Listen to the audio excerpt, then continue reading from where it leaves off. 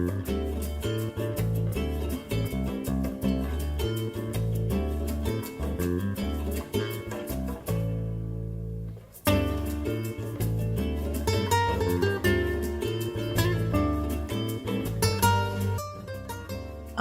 Arlene Harder, and I live in Pasadena, California, in a front porch retirement community called Villa Gardens. In this video, 5 of us who live here, plus 2 others, share the highlights of our trip and some of the pictures we took, like this one I shot of a backyard near the Mondego River. I love peeking into backyards. My traveling companions included Susie Stevenson and her husband David. In Porto Harbor, he took this picture of a tour boat advertising Sandeman, a winery we would visit several days later. Pat Ganji and Florence Edwards were the other 2 friends from Villa Gardens. Florence has a fine eye for composition and took this picture of a colorful tour boat. 2 of her friends who live in Pasadena but aren't yet ready to live in a retirement community joined the 5 of us to make a friendly group of 7. Our plans for the trip began when Susie, who is manager of the Haas Travel Agency, told us about the Douro River in Portugal, which some of us had never heard of and still probably don't pronounce correctly. In any case, when we said we would like to learn more about it, she booked a Uniworld cruise for us on this UNESCO heritage river. We began our tour in Lisbon, also called Lisboa, one of the oldest cities in Western Europe. Some of the narrow streets and alleys showed us how the city would have looked many years ago. But today, Lisbon is vibrant and busy and sometimes noisy, as you would expect in a cosmopolitan city. On the first day exploring the town, I ate at an outdoor restaurant and noticed that the foods of Portugal reflect the history of a seagoing nation, from tuna and sea bass to octopus and cuttlefish. A rich variety of flavors can be found in soups, casseroles, and simple dishes. But for dessert, you can't beat pastéis de Belém, which are custard tarts with the most unusual history. It seems that nuns used egg whites to starch their habits, then put the egg yolks into a secret recipe. When the liberal revolution of 1820 secularized all convents and monasteries, the nuns survived in part by selling these delicious pastries. It was here, in the Geronimos Monastery, which is now a UNESCO World Heritage Site, that the nuns worship. The cathedral symbolizes the Portuguese Age of Discovery, and inside you will find the tomb of Vasco da Gama, one of Portugal's most famous explorers. He is also immortalized at the nearby monument to the Discoveries, which represents a 3-sailed ship ready to depart. Prince Henry the Navigator stands at the prow, followed on both sides by sculptures of 33 explorers, crusaders, monks, cartographers, and cosmographers. I thought the very modern globe was a nice touch. On the ground in front of the monument is a tile rose mosaic with arrows pointing to the 4 corners of the globe.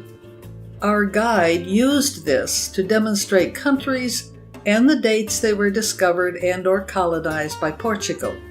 The Portuguese Empire was one of the largest and longest-lived empires in world history, almost 6 centuries. The first palace we visited was the National Palace of Queluz.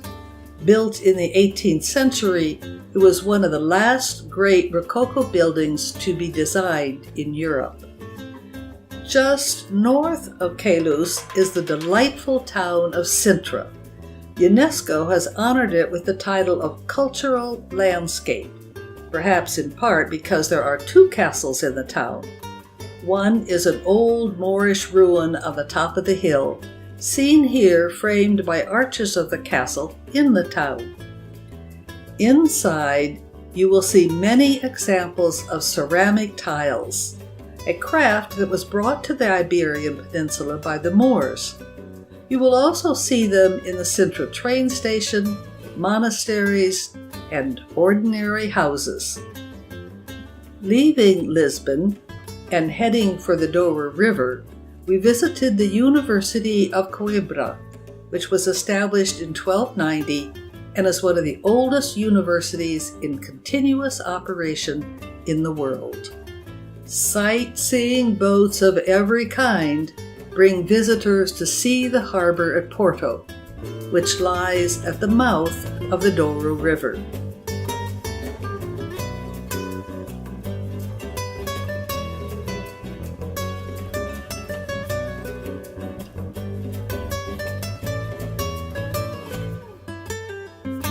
As we left Porto, where we began our 8-day journey north, we were welcomed by the Maria Pia Bridge. The railway bridge, no longer in use, was designed by Gustav Eiffel, who created the Eiffel Tower and contributed to the Statue of Liberty. As you would expect on a river cruise, we encountered several bridges along the way, but not all of them were as high as the Maria Pia Bridge. As we approached this one, it didn't look as though we could pass under it.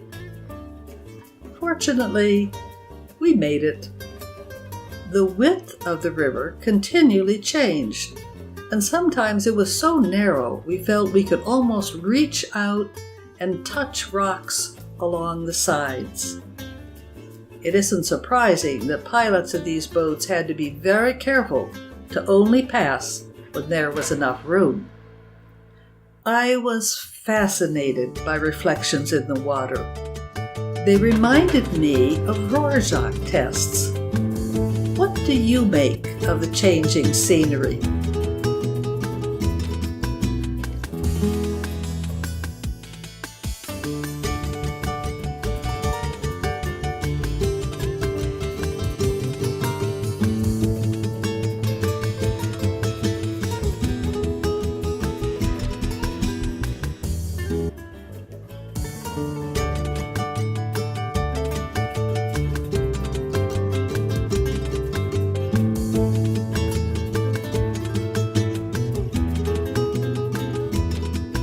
I've always loved dams, and on our trip we passed 5 of them, including one of the deepest locks in the world.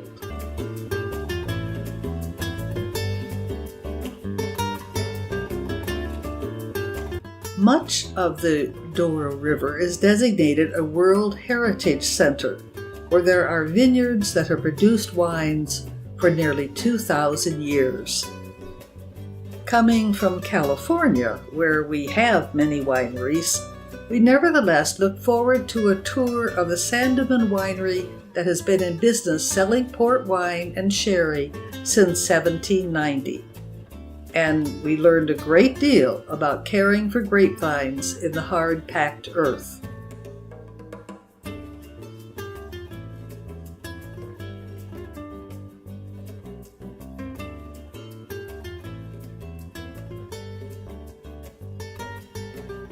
The Mateus Palace, constructed in the 18th century, is perfect for pictures, and here is David aiming for a well-balanced shot. The palace is widely known for its gardens, and I assumed, in this day and age, the gardeners would use electric tools to care for the perfectly laid-out landscape. But we found at least one gardener doing his trimming the old-fashioned way. One of my favorite places was Castelo Rodrigo, a modest village full of history. It is a testimony to 800 years of a troubled religious, cultural, and social history.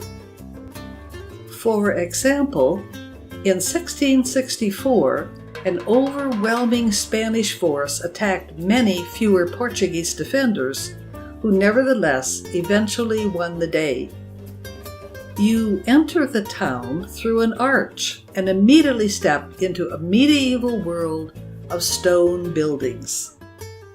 As I said, I love looking into backyards and couldn't resist taking a picture of this one. The next day, the sun was shining when we passed the open border between Portugal and Spain. But soon it was hiding behind rain clouds as we drove to Salamanca, another UNESCO World Heritage City. And the usual crowds of visitors to the Plaza Mayor were gone when we arrived. Fortunately, umbrellas gave us the protection we needed to stroll through the streets and to visit the new Cathedral of Salamanca, which really refers to two churches that were constructed between the 16th and 18th centuries. I would hardly consider that new. Inside, our eyes were drawn to majestic columns that cast shadows detailing the walls. The last town we visited in Portugal was Gibares, with a freestanding Gothic war monument in the town square. The plaza is an exceptionally well-preserved and authentic example of the evolution of a medieval settlement into a modern town. We would have enjoyed sitting in the chairs in the plaza, except that it had started to rain again. I hope you have enjoyed this brief description of our trip from Pasadena to Portugal.